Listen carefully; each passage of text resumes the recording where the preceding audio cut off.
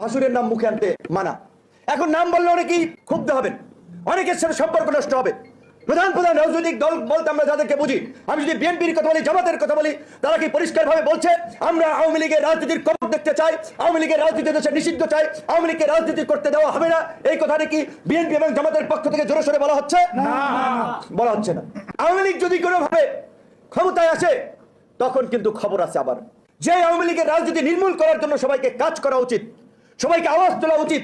সেখানে আমরা তো এখনই নিজেদের মধ্যে ভাগ বটরা নিয়ে বিভাজন বিদ্বেষ বিভক্তিতে আমরা জড়িয়ে যাচ্ছি। কাজে আমরা যদি এই বিভাজন বিভক্তি বিদ্বেষের মধ্যে থাকি তাহলে তো আওয়ামী লীগকে ডেকে না লাগবে, এমনি চলে আসবে।